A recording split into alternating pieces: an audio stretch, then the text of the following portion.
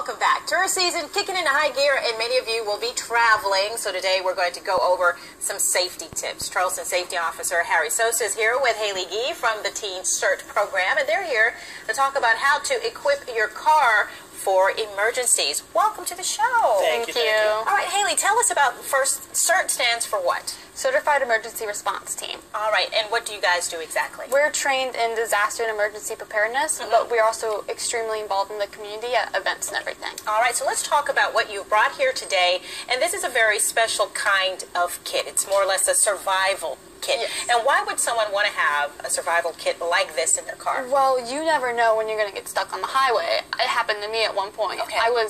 There was a huge car wreck when we were trying to bring our cousin back to his house, and we were deadlocked for a couple of hours. Right. And we needed, we had paper towels, thankfully, and, toilet paper. We needed a bunch of things because we were just stuck and we couldn't go anywhere. Yeah, so let's talk about some of the important things. We have a picture there, and then, of course, we have some things here in the studio. But let's talk about maybe 2 to 3 of the items that you should have in your survival kit. Well, you should definitely have, I believe, an emergency, a first aid kit. Okay. I believe that you should have toilet paper, Yeah. being a woman as we are. Yeah. And definitely food. Okay, like little snacks and perishables that you can, non-perishable items that you can keep, because you're going to keep this in your car. Yes. It's not going to come out of your car. Now let's talk about that, especially because keeping it in your car, something this size, you might have to leave it on the back seat or it might be visible. We don't want someone to take this, Officer Sosa. So the crime prevention side of it for me is you want to pick something that's not going to be attractive to the criminal. So for example, I got this used on purpose so that if you saw this in the car, you don't want it. It's kind of ugly. It's not a very fancy box, and that's why I did that on purpose. Okay. And everything else is inside. Same thing with the red bag. It's not a fancy, pretty bag like one of my female friends wanted to buy. Yeah. When I told her about it, I said, this is an ugly, red, used, dirty bag for a reason. Okay. You don't want the bad guy to see it and go, I don't know if I want that. So you have to think that way. And then, of course, worst comes to worst.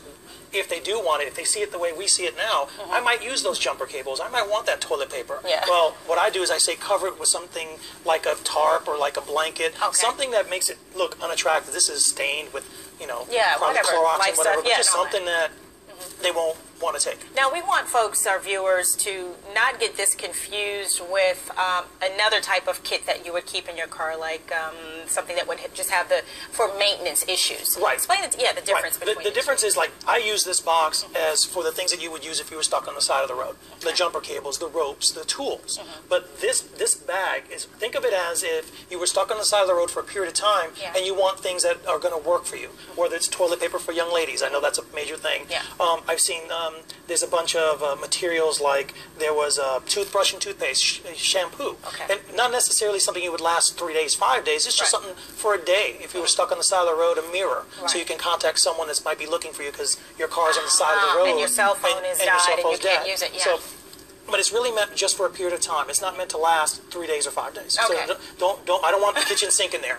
Don't be throwing the kitchen sink in there. Are you trying to run away? What is it that you're absolutely doing? We just want something like my daughter. She was stuck on the bridge because there was a jumper, and she had the snacks in the water. So she is stuck in the road, and so that can't get off. And that kind of eases your anxieties and your fears, because it's like, well, I'm not going anywhere for a while. Let me eat my snacks or something kind of occupying time. And that's all it was. It was just basically something that you would want. You got hungry, you're there for 4 hours instead of suffering. But think about it, with the blankets and stuff like this, just things that you want to make it an easier transition for only a couple of hours, not a 3-day bag, not a 5-day bag. Absolutely. All right, Haley, so how can other kids get involved with CERT? And why is it important that they should? I really think that they should, because the more that we learn, the more that we're educated with our safety, but also anything that could happen to us. I mean, living in the low country, we're prone to floods and hurricanes. Yes. The kids are going to freak out if something happens and it's really bad. If they know what to do, they'll stay calm and collected, and there won't be as much chaos. That's right, Haley. Great advice. Well, thank you so much, Officer Sosa. Hope to see you again. Some great advice. And I'm going to get me a little kid. I think I've got an ugly book bag somewhere at home. Yeah, it's just not pretty, please. Not pretty. Well, up next, we've got Chef Kim in the kitchen. I've been smelling this the whole time.